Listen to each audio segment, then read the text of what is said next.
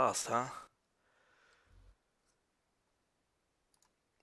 So now we can actually start, but before we start, let's actually get some smooth jazz in the background.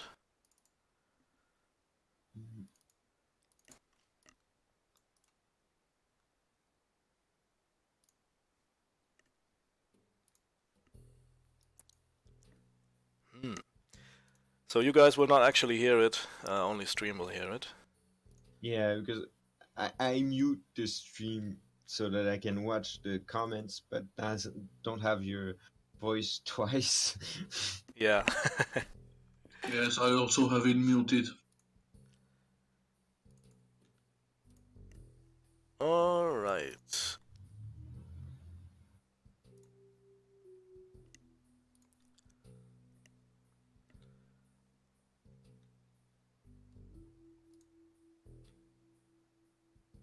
Okay. So, now we can finally start. Sorry for the delay again. As I said, preparation is everything. So basically this is the interface that we have in the particle editor. We have on the left side basically a tree of all the available particles that we already have in that one file. I'll take a look at that later. So basically you can add new emitters and you can add, for example, child emitters to already existing emitters. We will take a look at that shortly. On the bottom left here you have all the attributes of the emitters, so this will actually change how they look, how the particles behave, how they interact with, for example, the terrain of a map. And on the bottom, alongside the bottom, we have the attributes for times. So this is basically basically gives you the chance to change the look of a particle over its lifetime. So, for example, you can start. Let me actually do that here. Let's load up a particle file or a texture so I can show you something. So this is the basic particle that you will that will always load, and it will show you by default, which is a little cloud effect. And with that in the bottom, you can actually change how it looks or how much you can see. So as you can see right now, it's creating one particle per second. So this looks like it's pulsating. It's a new particle every time. And because I set the visibility of the red channel, and normally the green and blue are linked to the red channel, to 0 at the beginning, it will be invisible at the beginning and will then be visible toward the ends of its lifetime. So we will take a look into that in more detail later. There are also things for the scale and for the index, with which I will show you soon. Basically, these 3 tabs are for the general appearance and for the behavior, and this is for the color and the way the texture itself that you will be using looks. And then you have, of course, the big viewport in the middle, which shows you a preview. You can, using this button, also load the ground terrain into it in order to, for example, check particles that should be interacting with the ground, so that you have something that it can collide with.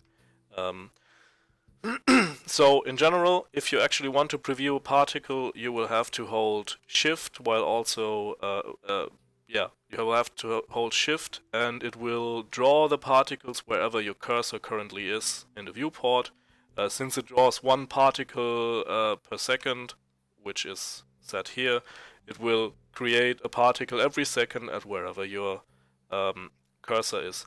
If you wanted to continuously draw particles where your current cursor is, while also changing parameters, you can keep holding shift and then click with the mouse, and it will replace the emitter right there, and it will keep spawning particles.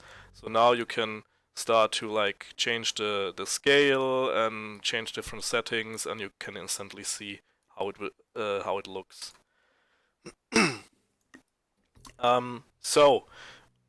What I showed, what I stated before, is that this is how it will normally look, depending on what mod you're actually using or where you actually load your files. Normally, it will show this directly, and it will always have this texture and this bump mapping texture in these two fields in appearance. This basically tells you what texture you are using. And if we are taking a look, let me actually look where it is. Oh wait, I don't have it opened right now. 1 second.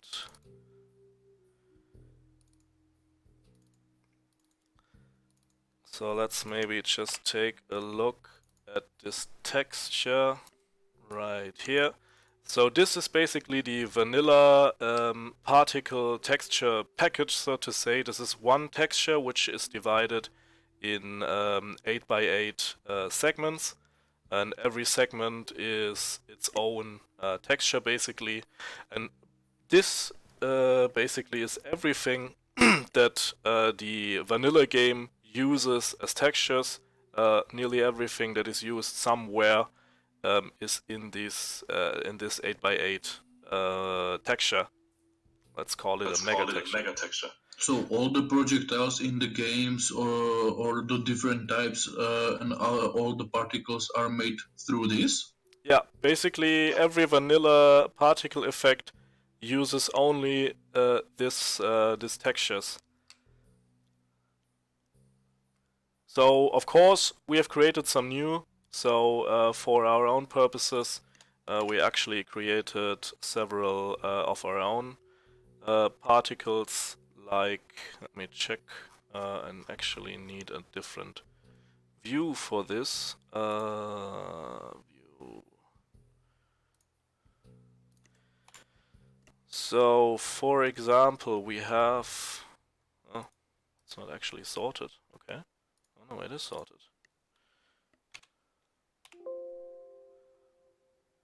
Right, it's called, for example, weapon texture. So we have our own different textures that we created in order for something that we couldn't do from that. Like this, for example, is used for the orb of the Ashen Bio weapon. So basically, you can create your own textures and then use them. But you can do a lot of stuff with the basic texture set that we have here, because it has a lot of different things like smoke, like lightning strikes, and of course different rubble and dirt and debris that you can use. So in theory you can do almost anything with that stuff that you have here. And yeah, I mean, there's the vanilla game basically only uses this. So let's use that basic texture that we have. Maybe make the background black, which you can do on the upper right, so that we don't have this weird purple background. So we can see the particle in its entirety and in front of a black background. So let's start with the first tab, which is basic. You can set a name for that particle effect, or basically for that emitter that you are using. Like, let's actually call it smoke, and you can see it will use that name. And you will get at a point where you have a lot of different emitters, so it is a good idea to actually name them accordingly, so that when you later use them, or when you later want to edit them, that you know which particle is which. You can always activate and deactivate several emitters, but it's just easier to name them directly instead of going through all of them and deactivating the ones until you know which one is which. So emitter timing actually lets you set, for example, a delay. So if you want a particle to not appear immediately when the effect is spawned in the game, but for example only after 5 seconds. Maybe let's use 2 seconds. And if you now, I will now hold shift from now, and it will have a 2 seconds delay, and now it's there. So this just lets you give it a delay on when this emitter and when this effect should appear. You can also do the other way around. You can skip time. Now skip time might seem counterintuitive, because why would you skip ahead of a particle effect? But that actually makes sense for when you have effects that are spreading across a certain area, for example, but you don't want to wait when you spawn the effect until it has the entire size. You want to skip ahead to already have the effect at the specific time. So maybe let's show you what I mean with a few more effects that are... I will show everything later in more detail, but I just want to show something so that it's understandable what I actually mean.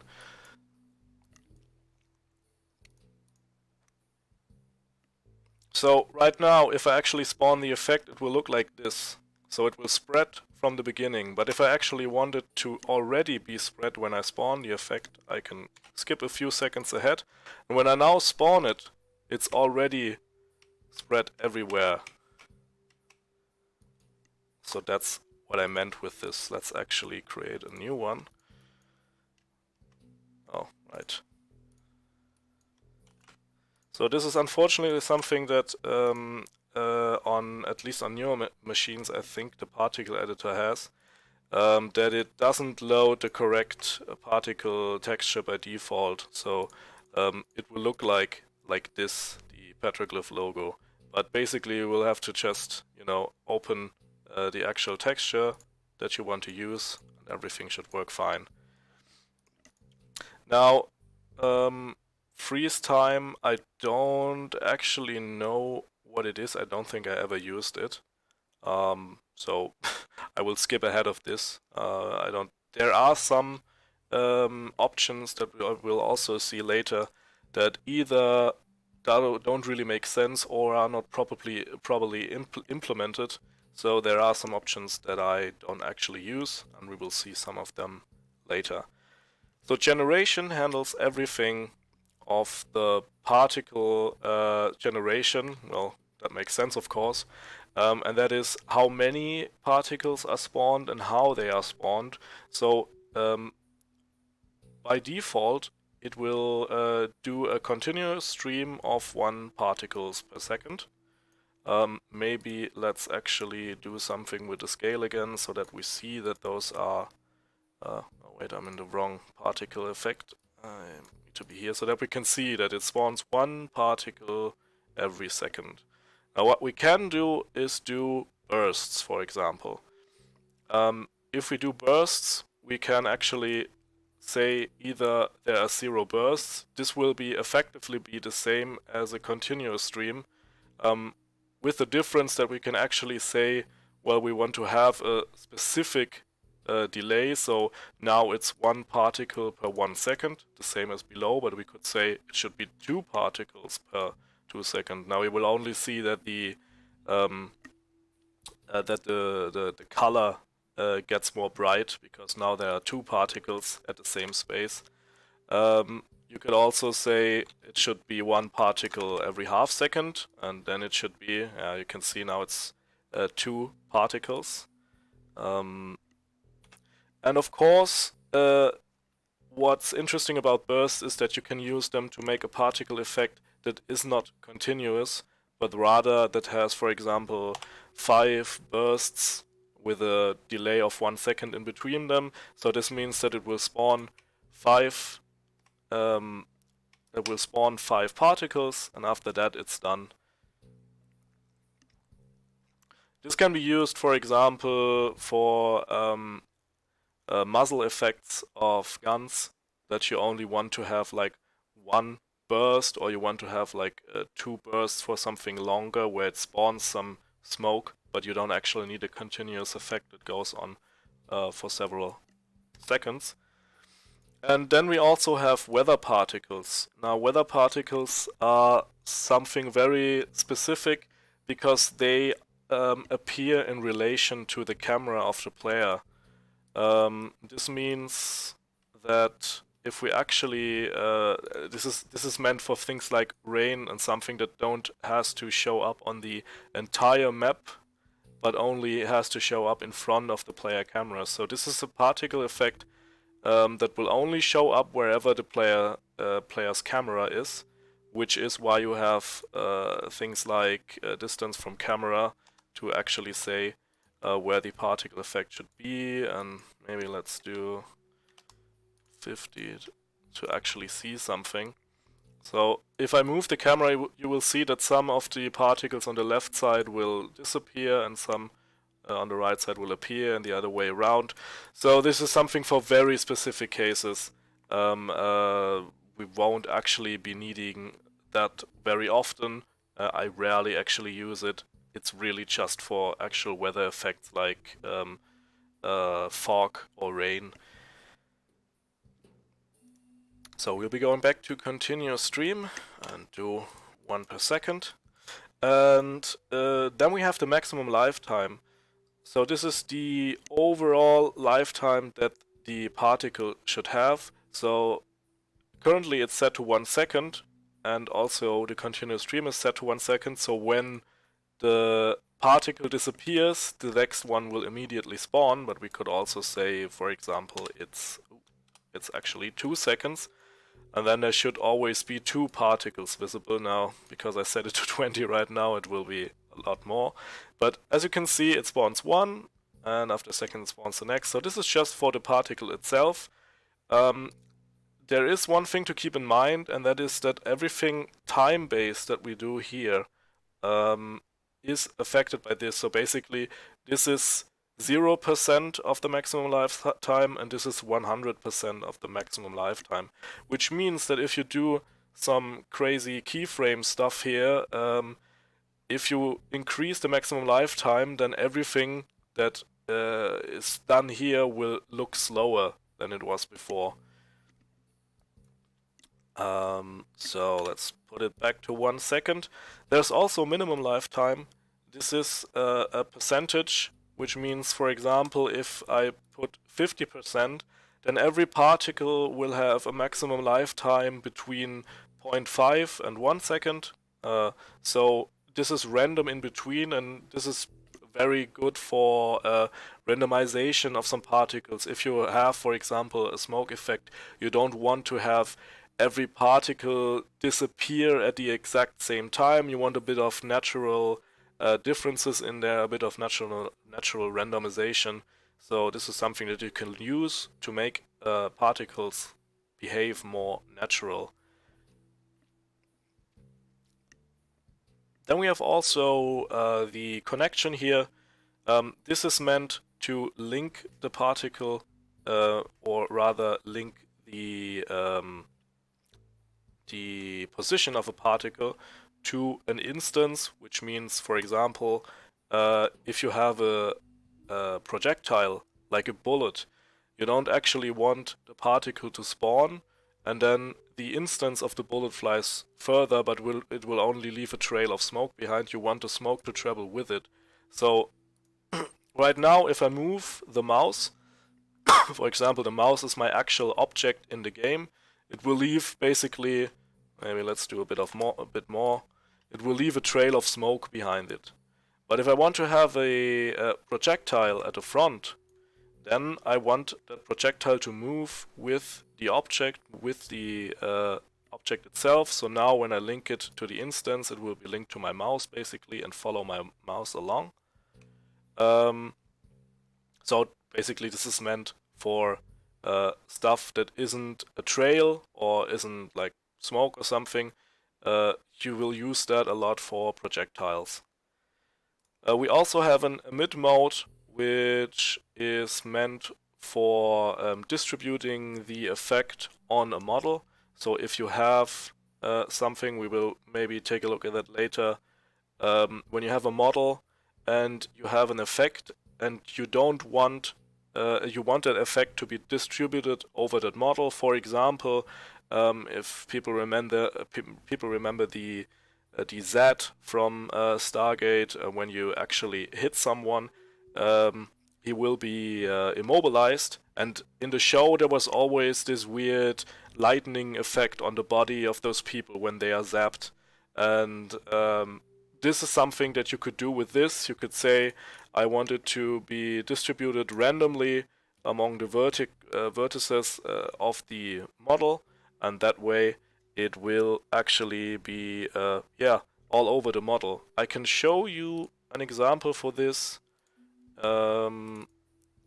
For example, with the stun effect that we have for some ships and for some models. Let's maybe open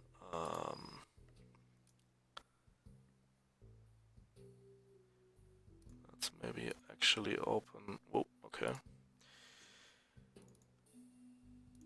1 second.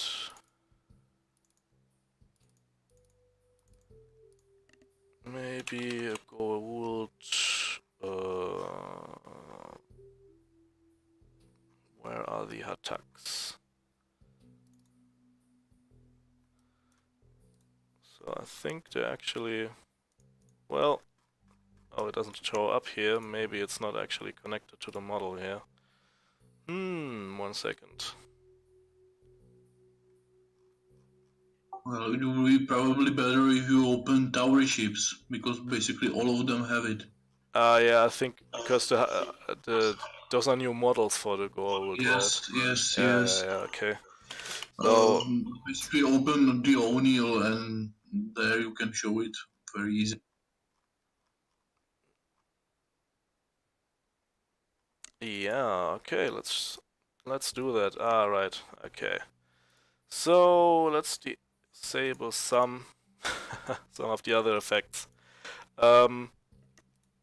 Basically, this PI damage electric effect, this is the stun effect, and as you can see, it shows basically up all over the actual model.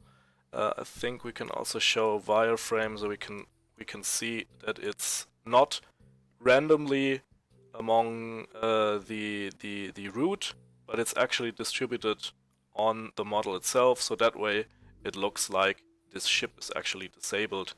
And yeah, this is what this option, the emit mode here, is meant for.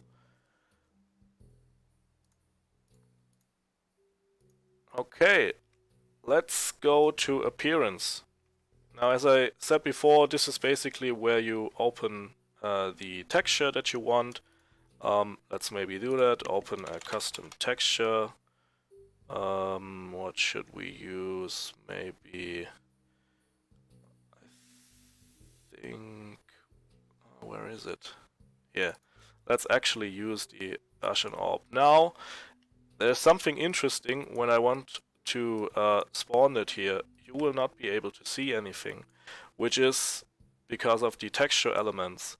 This tells the editor how many elements are in your texture. And if you remember before, normally it starts with this, which has 64 textures. So for this, the value is correct, and it will start with this texture, and you can actually change the indexes to use other textures. I will show you that later. But basically now I have to tell him, well, it's just one thing that is in this texture, and now it will actually use the entire texture. It will treat it as one big texture element. There's something similar to the minimum lifetime, which is the minimum scale. The scale is set through this sliders here.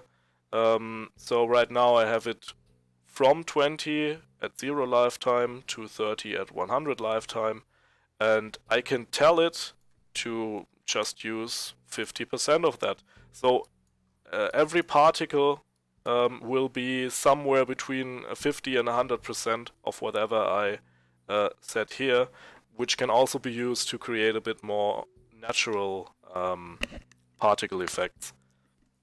So that's also something that I use very often. Normally I do something like 80% to have a little bit of variance in the different particles.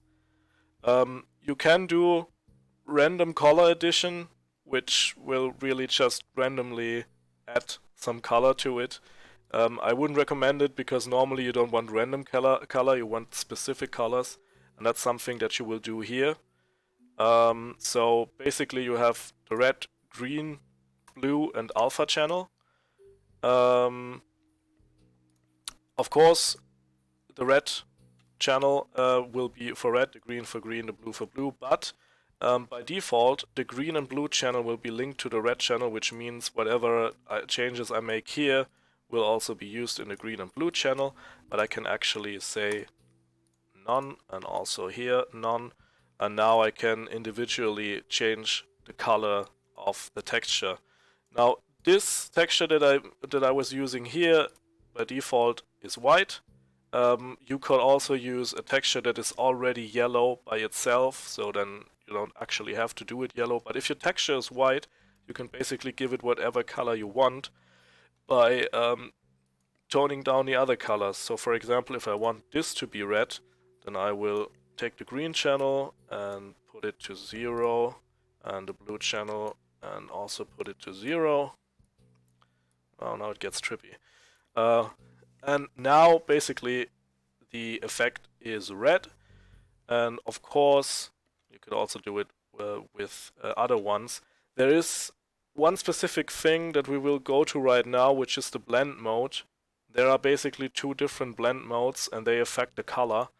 Right now, by default, it's additive, which means that it will, the more color you actually add, the brighter it will get. Which also means that if you want to make it white, you would have to actually put all the color to 100% like we had before. In additive mode, this is basically used for everything that is a light source, like a particle effect of fire or particle effect of like ion torpedoes or lasers or stuff like that, because those are things that are inherently shining and have light, and basically if you add more particles at the same space, it will get brighter.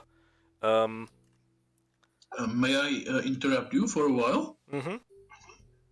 We have a question here that I don't know the answer. The question is about our right projectiles. Did we do them by ourselves? I mean the texture for those projectiles? Yeah. So yeah, the textures that we have some custom textures that we did ourselves. Basically, this is something that I did with Cinema 4D. So if we take a look at the Ashen Orb, this is actually something. I don't actually know if that was done with Cinema 4D. I think that one was with Photoshop because that's just simple transitions. But I'm pretty sure I have something, I think that one. That is actually something that I did with the particle system of Cinema 4D. Created basically a texture from this, and then I use that in the game. So the custom stuff that we have is actually done by ourselves, yes. Thanks. So, regarding the appearance.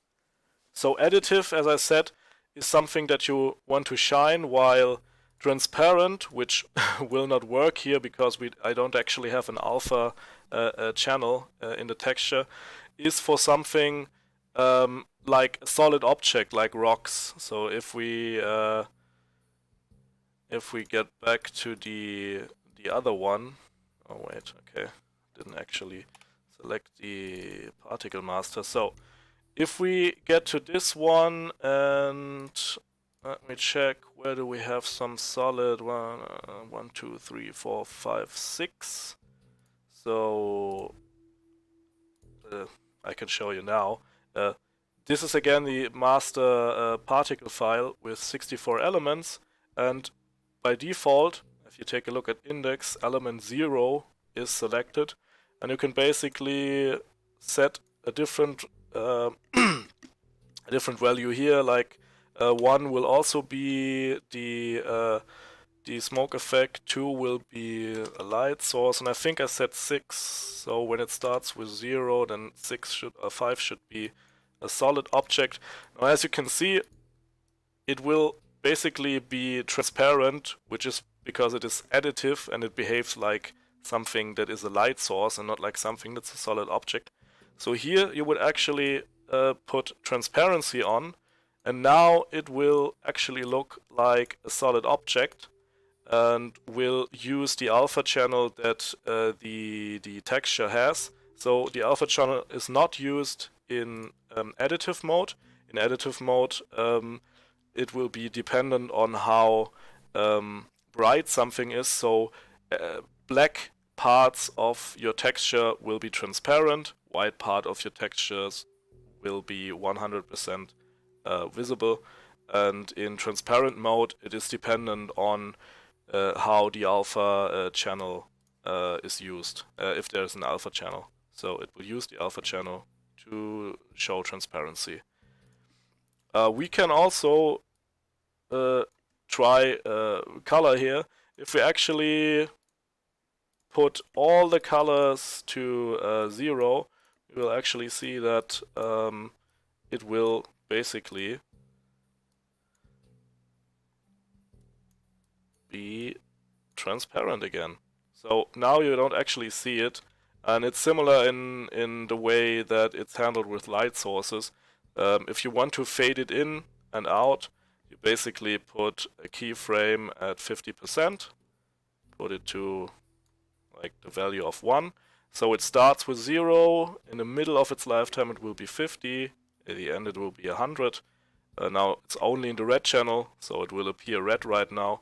And that way it fades in, it reaches its maximum visibility, and then it fades out again. This is something that makes more sense with actually additive particles that are like light sources. Right. So let's get back to the one that we had. There are more blend modes here. Most of them I found are either not actually used in the system or are just something that I don't know what they're here for. There's one exception from this, which is bump map, and bump map will actually be used for, well, I hope people know what bump mapping is.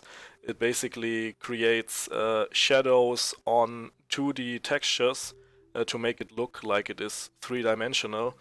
We use this on asteroids, but apart from that there's not really much where you would use this, and I think the base game also only uses it on asteroids. Maybe I can actually find the asteroid texture so I could show you. If you take only the particle part, because the models also use bump textures. Yeah, this is where you would put the bump texture in. So your visible texture will be this, and your bump texture will be this. Maybe let me check, because I think I actually did that. Oh right, it doesn't load. This is one thing that we have to talk about. The particle editor is a bit dumb, which means that if you open a model, you will go File, Open, and you will actually be in your model folder because your particle effect is an .alo file, and you will open this model or the particle effect. And once you do that, internally the particle editor unfortunately switches to that folder, which means after you open something in a model folder, it will no longer remember where the textures are. So then, after you open something, you will actually have to remember, to remind it again that the textures are in this texture folder, But basically what I do is that I load one that I use anyway. And now it should remember all of the textures again. So now we can actually see them. So let me check if I can find one like this. So basically, if I move the camera around, you will see that it appears as if the light changes and draws some shadows on the asteroid. So this is basically bump mapping.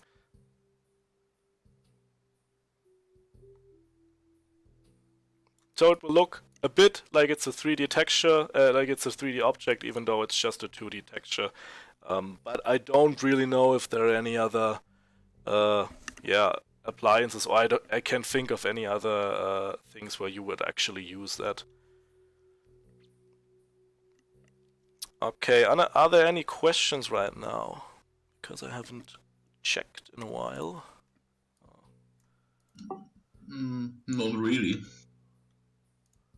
Okay. There's also something else which is depth. This uses the bump texture to offset the way the texture. Let me show you, because it's difficult to explain. Let's just do it on 0 and let's just spawn 1 and actually do that. Oh, wait. Apparently, we have a right projectile lover here, and King Lato, and he would like to show. He would like you to show, if it's possible, how you did the right projectiles. Which projectiles? Like The Wraith. Yeah, right. Well, we can take a look at them. Let me just, before I do that, let me just show you what I meant, because I have one right now that is intersecting with the ground, so I can actually show you. If we do depth transparent, oh wow, that worked not like I wanted it to.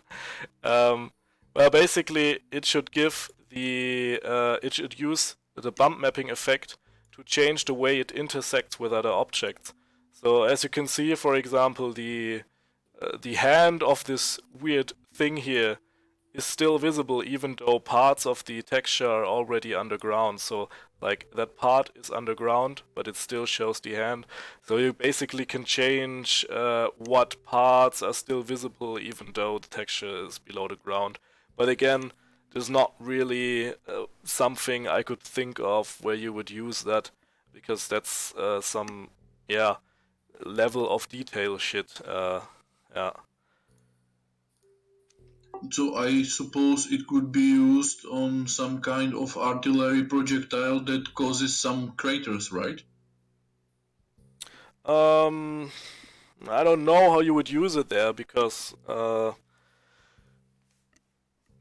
I mean, for the projectile itself of the artillery, yeah, something would explode, a crater would be made, but the crater itself, you would probably rather use the bump mapping itself to make the crater look like it's 3D and reacting to light, but you wouldn't really, or probably not really, want it to look like there are different heights when intersecting with the terrain. Or maybe you would. I don't actually know how it would look. That's something you could possibly test. I was thinking about smoke, for example, because when you do a smoke particle, let's actually use the basic particle again. So when you use the basic particle, this looks weird. It now intersects with the ground. You may actually want it to have more of a natural distribution to make it look more 3D. I don't actually know if the bump mapping would work here, but probably. No, it's still the same way. But this was something I was thinking about to maybe make it look like it's not a straight line, it's more ragged, to make it look a bit more natural. But yeah, it's not really something that... now it really looks better. Yeah, because it's transparent. It was... Oh, maybe... Oh, it actually does change a bit. You're right. Shouldn't smoke be at least somewhat transparent? Yeah, no, I meant before that it was put to additive, so like it was a light source, but the correct way would be transparent anyway for the smoke. And if I do depth transparent, yeah, actually it does look like it does a bit go up and down depending. So there's probably actually is a correct bump mapping texture that does something for this. Yeah.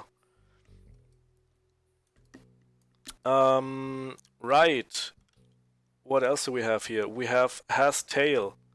If I activate it, you will right now not see anything. Let's actually change it to transparent. This means that it will have a trail when it moves along somewhere. So for example, if I go back and link it to my mouse, I can move it around, and I probably actually need...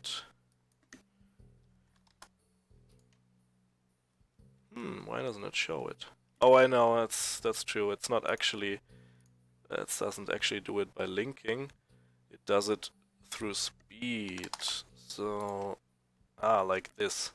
So, this is something that you will have to experiment it when you actually try it.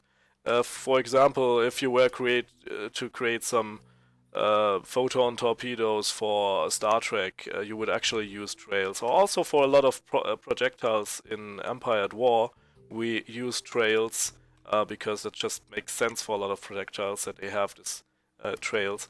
The problem is that the particle editor doesn't render it very well, so this is always something that you will have to experiment with, try to find good values, then check how it looks in game, and then get back and change the trail. So this is often something that I change the very last, and that is the way that the length of the trail of a particle effect.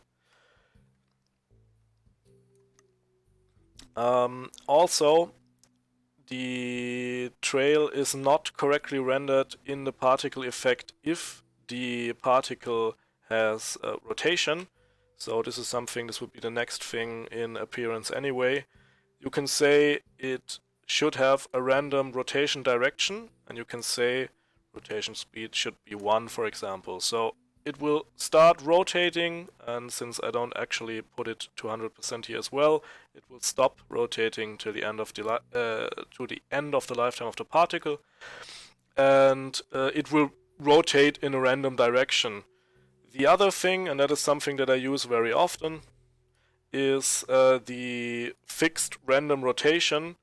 I will always use 1 degree and then 100% variance, and that way every particle, and that's actually correct, 100 degree and 100% variance. So that way every particle that is spawned has a different random rotation. This will also make particle effects appear more natural. But the issue is that the particle system doesn't actually render the trails correctly anymore. So now the trail is not in the back of the particle, but it will be random on random places, because the trail will rotate with the particle. This is not something that happens in the game. In the game, the trail will always be behind the way the particle is traveling, even if the particle itself has a random rotation. It's just something that you have to keep in mind, that stuff with trails will look weird in the particle editor. You will have to test them in-game always. So let's actually remove the tail for now.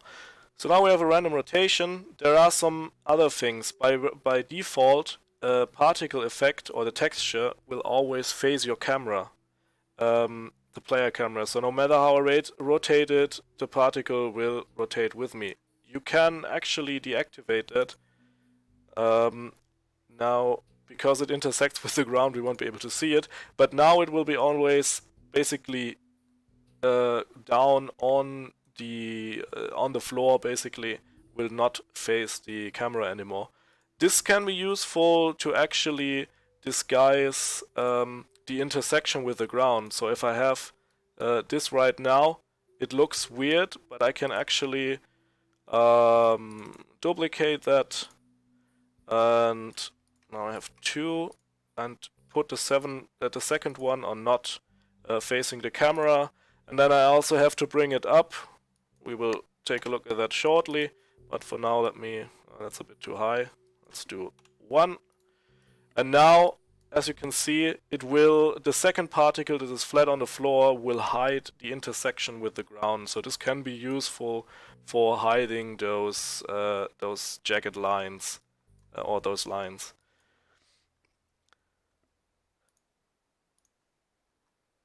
Right. So you can also say it should be a heat particle. This will ignore everything that you did down here and will make it look like this. So basically, the brighter a pixel on your texture is, the more it will distort the background around it. So because this is a smoke texture that has a lot of variance in the brightness of the pixels, it will just look like a weird mess. But for example, if we go back to the example before, where we actually use the orb. Oh no, I can actually use the orb. Oh no, that's so sad. I actually wanted to do that.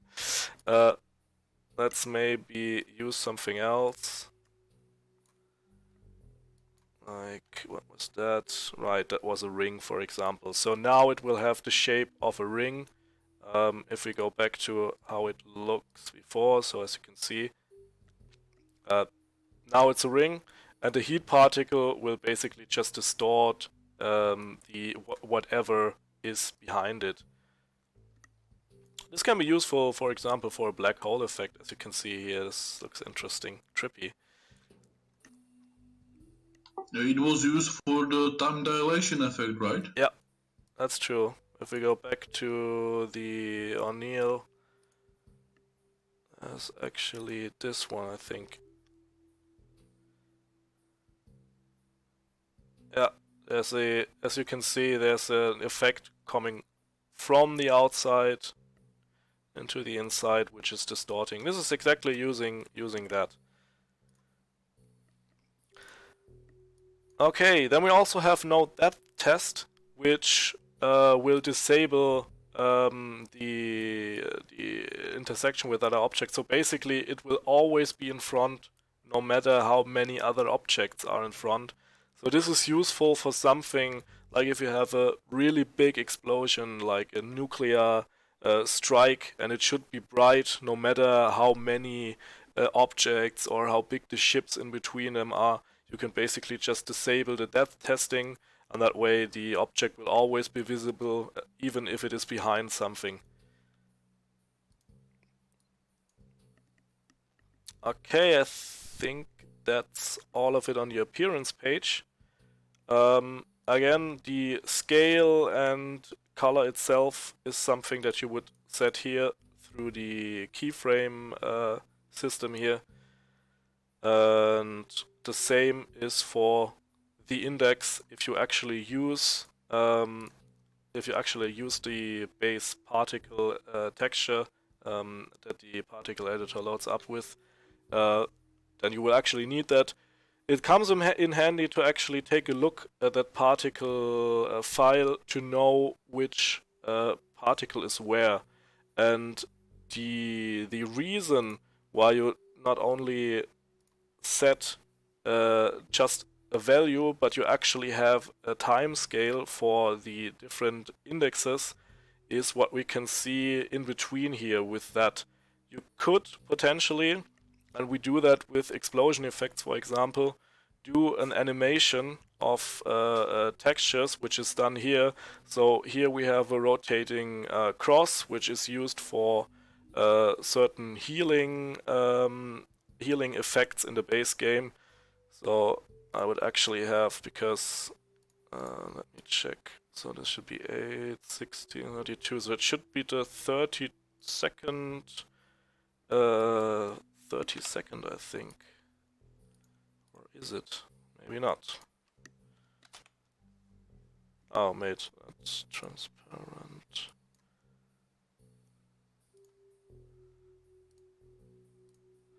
Oh, okay. Sorry, that was my mistake.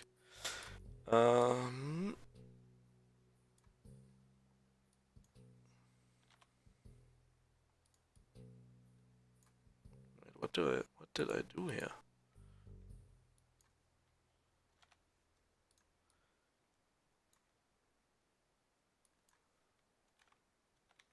Hmm.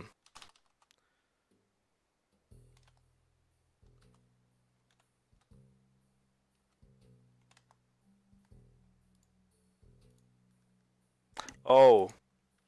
Oh, I actually opened the wrong file. I opened the bump mapping file and not the actual particle file. So now 32. Let's disable the rotation, and now I can go. How many frames do I have? 1, 2, 3, 4, 5, 6. So I can go 6 frames up on this side. So this would be 40. Oh, yeah, okay. Also, by default, it's set to steps, but you want an interpolation between the different keyframes, so we'll set it to linear interpolation. Oh, I'm actually gone one too far, I think.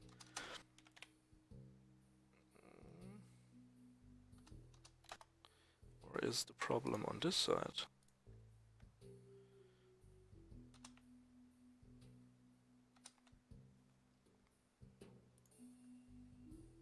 Ah, no. I'm just not good in math, I think. So now basically I have an animation of a rotating cross, and that is why you can set, or that's by using the keyframes here, and that way you can actually, yeah, create things like that.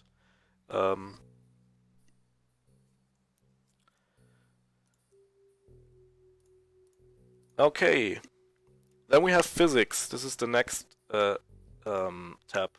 So physics is how the particle effect behaves and interacts, and where it is spawned. So let's maybe get back to our default one. So normally this will be set everything to 0, and the position and initial speed will be by the type exact. There are different types. Basically, if I leave it on exact, I can say that it should be. Let's actually use the ground to actually show that.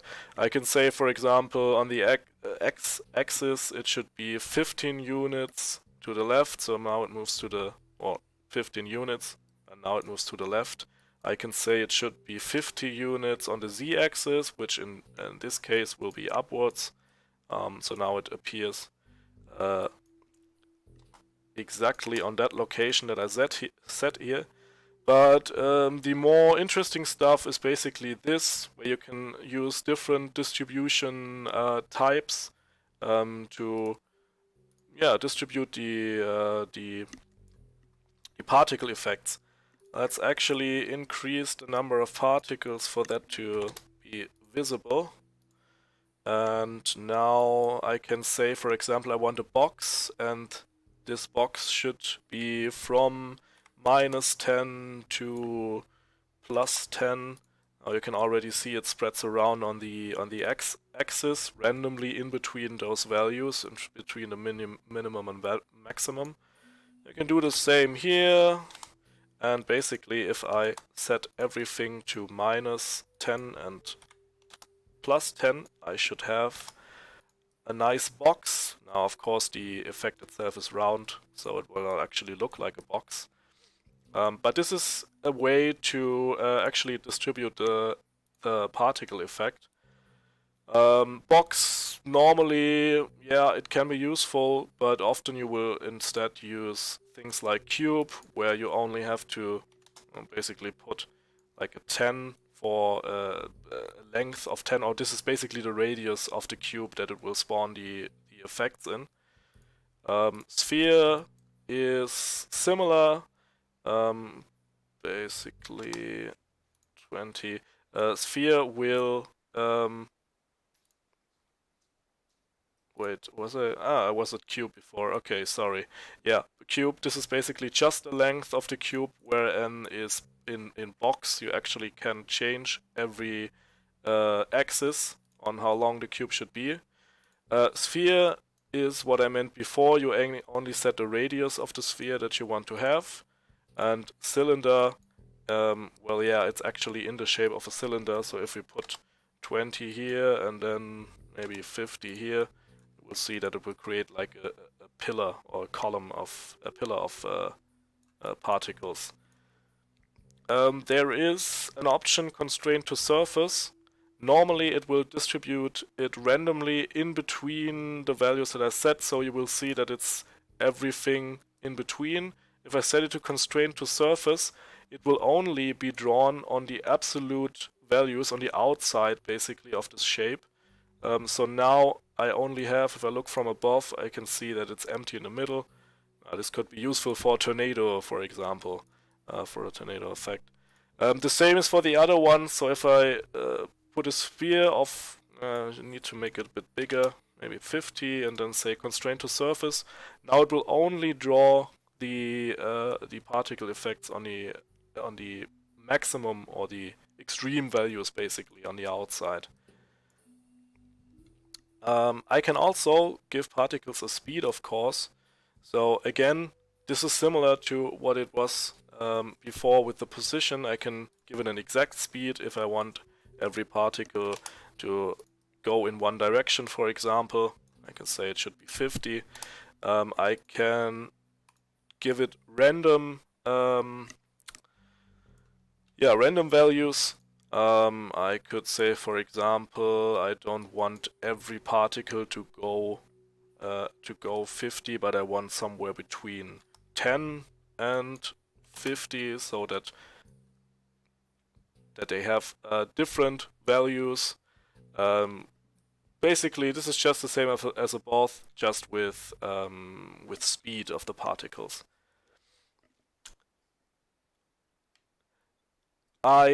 Before I set the parent speed to 100%. This is similar to link particles to instance. Basically, this really locks it into place with whatever spawns the effect, while this gives it the same speed and direction of whatever the particle, whatever spawned the particle. So you could also say, for example, that it just should be maybe let's show it with 100%. So as long as I have it 100%, it will move with wherever my mouse moves. If I just set it to 50, it will just move slightly with my mouse. This can be useful for smoke trails, for example, where you want it to follow the projectile, but you don't want it to follow with the same speed. You want it to drag behind a bit. There's also an option affected by wind. This means that if the particle is spawned on a ground map, it will actually react to the wind that is set in the weather for that map. So if that map has storm weather, the particles will actually fly away in the direction of the wind. That's interesting for ground maps. You can also have an acceleration, so before this is the speed that a particle starts with when it's spawned, but you can also say that over time it should be accelerated in a certain direction. For example, I want it to accelerate, to get faster in that direction. So it starts slow and then it gets faster as the lifetime increases. There's also gravity acceleration, so you have z, which normally is downwards. So if I say minus 50, the particles will start to fall downwards. But on ground maps, you would actually use the gravity acceleration, because a particle z doesn't always have to be downwards. It depends on what spawns the particle. For example, if you have hit effects, so a projectile hits something and then it spawns an effect that shows an explosion, for example, then z won't actually be the ground, but z will be in the direction of whatever spawned that model. So if you actually want something that always should go downwards, as in affected by gravity, you would instead use gravity acceleration. Then we have inward acceleration, which I'm not actually sure what it was. I don't think I ever used it. Oh no, of course I used it, now I remember. It actually does accelerate it towards the bone that it spawned, or the root where the particle is spawned. So yeah, I don't think I actually use that very often. I have a hard time imagining the purpose of it. Where would I use it? Yeah, maybe for something that actually goes inwards. So for example, if you have, let's set everything here to 0 so that we just spawn. Like, now we have a spear. I could imagine that if you wanted to go inwards, you can actually set it in the initial speed, because it's just a value of where it should go on an x, y, and z axis, but not to a certain point. So I think if I now set this to like minus 10, oh no, this would be 50 then. Now it will be, yeah, it looks like it sucks it up in the middle. So it will just go away or towards the root point of a particle effect. Yeah, it may be used for an implosion effect. Yeah. Yeah, I mean, you could also probably, I mean, no, you could actually do it the other way around. Like, let's maybe do that from the middle. So like this, and maybe actually add gravitation, and now maybe more gravitation. And now it looks like, I don't know, a water fountain. There are probably uses for this. I probably have used it before, but I can't really think of an example right now. But it's there, and there may be things where it will be useful, where you may use it. I have the perfect setup right now for this, so maybe let's put it a bit higher actually, like